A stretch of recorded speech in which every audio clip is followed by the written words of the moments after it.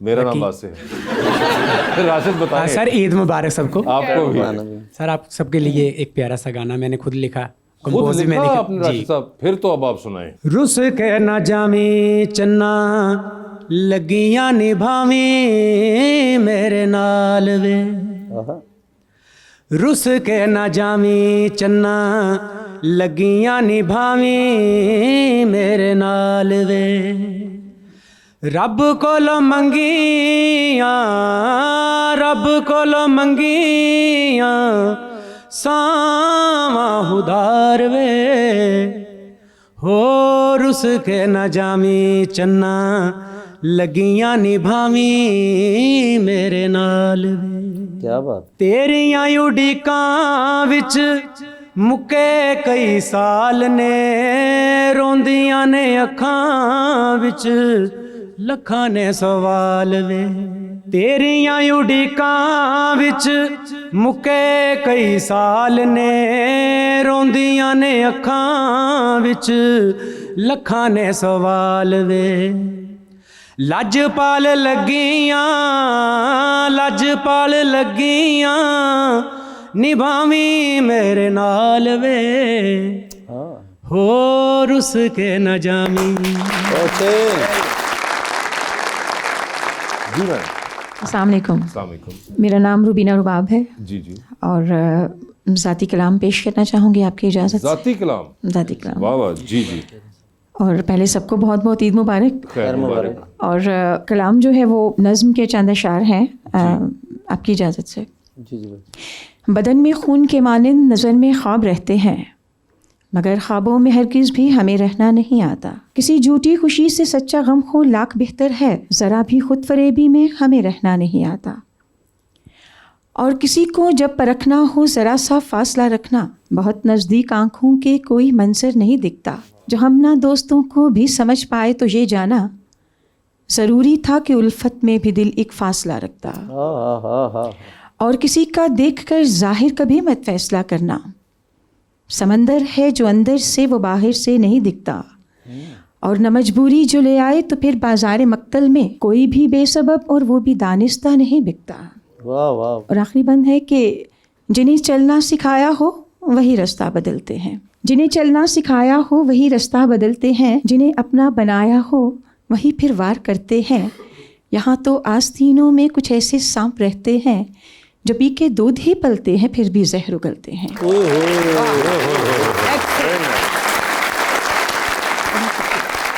बहुत शुक्रिया। बाजी सारा आपने बहुत अच्छा पढ़ा है माशाल्लाह, लेकिन एक मुझे इतराज़ है, जब आपने सांप कहा तो मेरी तरफ क्यों देखा? बाकी सारा उधर बदलते हैं, चलते हैं, फिरते हैं, सांप इधर नु आया वो जरा पहचान गए ना। बिल्कुल। आपको म्यूजिक का बहुत हाँ शौक मुझे है, बिल्कुल बिल्कुल है। तो आखिरी गाना आपने कब गाया था मिकाल? जब आप दूसरे चैनल पे होते थे। जी सर। अस्सलाम वालेकुम सर, मेरा नाम अब्दुल रहमान है और मैं आपका बहुत बड़ा फ़ैन हूँ। मेरा क्वेश्चन सर से है, सर आपका एक कमर्शियल है तेरी मेहरबानी, तो कभी ऐसा हुआ रियल लाइफ में भी कोई ऐसा बंदा जो आपको बेहद चाहने के बाद जब आपके सामने आया हो तो हालात और जज्बात सब कुछ बदल गया हो? आपको लगता है कि वैसे बहुत विजुअल आपको ब्रेस्ट टेकिंग लगा और उसके बाद कोई इस तरह का सरप्राइज मिले? माशाल्लाह हमारी फील्ड में ही बहुत सारे ऐसे एग्जांपल्स मिल जाते हैं कि अच्छा शक्ल बहुत अच्छी होती है लेकिन आवाज और ज़हन नहीं होता।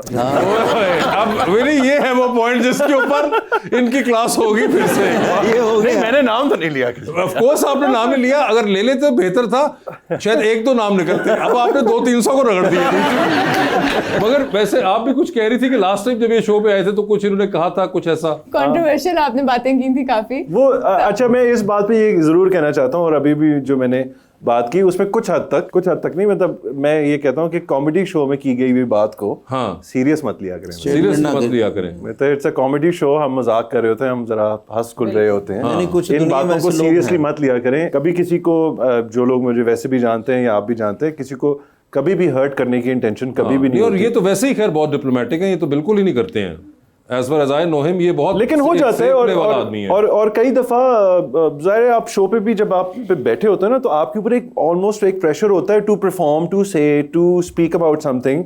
तो कभी कभार बंदा इतना सोच के खास या तो सोच समझ के कोई बहुत बड़ी कोई स्टेटमेंट दे रहा हो तो आप जरूर जज करें, यू नो। लेकिन अगर ऐसी कोई रवानी में या कोई कॉमेडी शो में इस तरह कोई बात की तो प्लीज उसको सीरियसली मत लिया। कहा भाई जैसे हर किसी से पूछा कि यार आप ईद वाले दिन क्या करते हैं, सब कहते हैं हम नींद पूरी करते हैं। वैसे मैं ईद वाले दिन केड़ा कोई जरूरी ख्वाब आना होंदा जेड़ा बंदा इसलिए कि हमारे यहाँ हम रोज काम करते हैं ना, Yes. सिर्फ आई थिंक कभी कभार संडे ऑफ मिलता है, कभी-कभार। वरना तो 14 अगस्त हो 23 मार्च हो को हमारे लिए छुट्टी कोई नहीं होती। घर में किसी की शादी हो, बर्थडे कुछ भी हो, हो। कुछ भी हो, कहीं जाना हो, इसलिए तो- वो ईद एक वाहिद दिन होता है जिसपे काम नहीं होता। नहीं, और आपको ये कंफर्म्ड होता है कि इन 3 दिनों में किसी का फोन नहीं आना। वो अलग बात है कि हम लाइव इस वक्त बैठे हुए हैं, लेकिन फिर भी हम लाइव नहीं बैठे हुए हैं, लाइव नहीं है रिकॉर्डिंग। हम नहीं ये झूठ बोलेंगे live।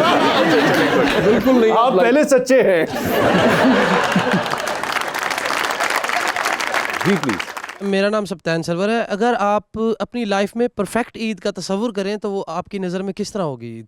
I mean Eid obviously एक वो मौका होता है, I think specially with family और फ्रेंड्स, तो प्रॉब्ली एक ही दिन में हो जाए पहले दिन पे ही, कि तीनों दिन लिंगर ऑन ना हो। और आई गेस एक ही दिन पे सब, इंस्टेड ऑफ कि बारी बारी लोग आ रहे हैं, कि सब एक साथ हों, जिसमें दोस्त भी हों और सारे करीबी लोग हों, फैमिली मेम्बर्स हों। I think that would be a perfect Eid. जी प्लीज। अस्सलाम वालेकुम, मेरा नाम नीलम अब्बास है और मेरा सवाल सर से है। सर, आपने अपने कैरियर का आगाज़ पहले मॉडलिंग से किया और उसके बाद एक्टिंग के फील्ड में आए और फिर प्रोडक्शन में आए, तो इन तीनों में से आपका फेवरेट फील्ड कौन सा है? मतलब तीनों की अपनी अच्छी क्वालिटीज़ हैं। मॉडलिंग के दिन भी बड़े अच्छे थे, वो एक सबसे शॉर्टर आई थिंक पीरियड था। मैं मॉडलिंग को इस तरह डिफाइन करता हूँ कि मॉडलिंग स्पेसिफिकली फैशन मॉडलिंग, जिसमें शूट्स हो गए और फैशन शोज हो गए, तो वो प्रॉबली फर्स्ट 3 और 4 5 ईयर्स ही ज़्यादातर किए।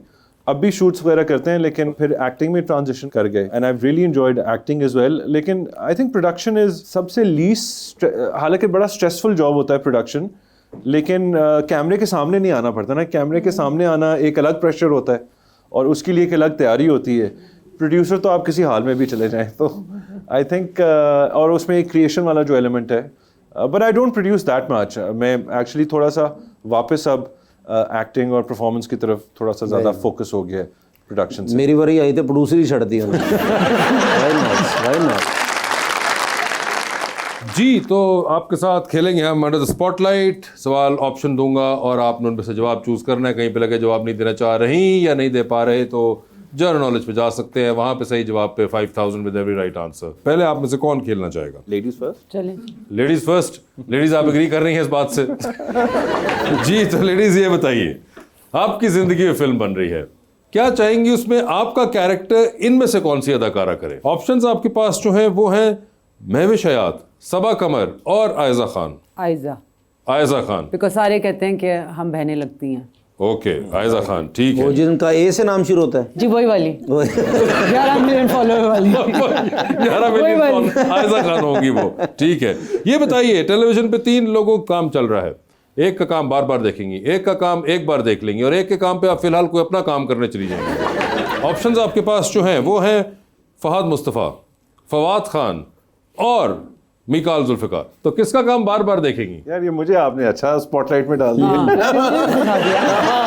इसीलिए बार बार किसका देखूंगी? I think Fahad Mustafa. फहद मुस्तफ़ा का एक बार किसका देख लेंगी? और तीसरा क्या ऑप्शन था? फवाद खान और मिकाल बाकी रह गए। ये 2 रह गए ना जी। आई थिंक फवाद का मैं देख चुकी हूँ, इसका मैं दोबारा से देखूँ। इसका एक बार इसका देख मैंने कम लेंगी देखा और हुआ है, हाँ। फवाद के काम पे फिलहाल आप अभी अपने अभी काम मैं करने वो, चली हाँ। जाए, ठीक है। कम काम मैडम ये बताइए, आप चांद पे जा रही हैं, किसी एक को साथ लेके जा सकती हैं, जिसको लेके जाएंगी उनको आप वहीं छोड़ेंगी, although you will come back. अच्छा, ठीक है, तो किसको चांद पे छोड़ना चाहेंगी आप? कैसे भाई को साथ ले जा सकते हैं?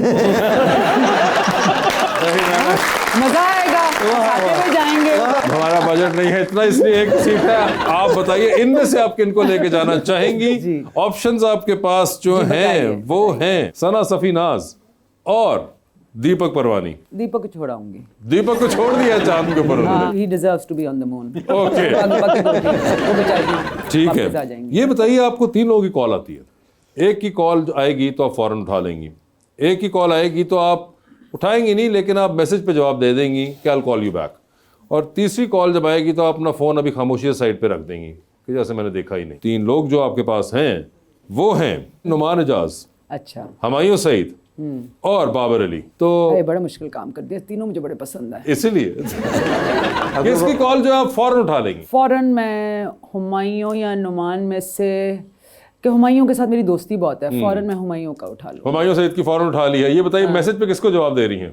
मैसेज पे मैं ख्याल मैं बाबर को जवाब दूंगी। और आप फोन मेरी इतनी उससे दोस्ती उस तरह ठीक है, बाबर अली को दे दिया मैसेज पे जवाब। और तीसरी थी कि आपने कॉल देखी और अपना फोन उल्टा करके रखती और चली अच्छा, वो गई है। तो वो नुमान चले वो Nauman Ijaz, because he got me into trouble last time. Okay ji, Nauman Ijaz. ठीक है। ये बताइए आप टाइटैनिक पे जा रही हैं, ओए होए। 2 वीआईपी पास हैं आपके पास, एक अपना है, दूसरे पे किसी और को लेके जा सकती हैं। बता दें टाइटैनिक पे किसको लेके जाना चाहिए? अच्छा। ऑप्शंस आपके पास जो हैं वो हैं जनाब मुराद अली शाह, चीफ मिनिस्टर सिंध, जनाब अली अमीन गंडापुर, चीफ मिनिस्टर खैबर पख्तूनख्वा, और जनाब मौलाना फजलुर रहमान। आई थिंक तीनों को साथ ले जाऊंगी। एक को लेके जाए। नहीं टाइटैनिक है। एक पास है। नहीं, एक पास है। नहीं, तीनों। ऐसा नहीं कर सकती, हमारे पास एक ही गोल्डन पास है। चले वो जो वो मूंछों वाले अंकल हैं। मौलाना फजलुर रहमान? नहीं दूसरे। अली अमीन गंडापुर। अली अमीन गंडापुर को लेके जाएंगी आप, ठीक है। दूर की कश्ती में सवार हैं, 2 लाइफ जैकेट्स आपके पास है। बता दीजिए दूसरी लाइफ जैकेट इनमें से आप किन को दे रही हैं? ऑप्शंस आपके पास जो हैं वो हैं आमना शफात, आमना हक, सिबल चौधरी और ईमान अली। सिबल ले गई हैं लाइफ जैकेट, जबरदस्त, ठीक है। निकाल साहब। जी सर। सर बता दें फिर, आपकी जिंदगी में फिल्म बन रही है, क्या चाहेंगे इनमें से कौन सा अदाकार आपका कैरेक्टर करे उसमें? ऑप्शंस आपके पास जो हैं वो हैं हमजा अब्बासी, शहरयार मुनव्वर और Danish Taimur. I think Shehryar Munawar for sure. Shehryar Munawar for sure. बता दीजिए फिर, चांद पे जा रहे हैं, किसको साथ लेके जाएंगे? जिसको लेके जाएंगे उनको वहीं छोड़ाएंगे, although you will come back. Options आपके पास जो हैं वो हैं अमर खान और माहनूर हैदर। General knowledge.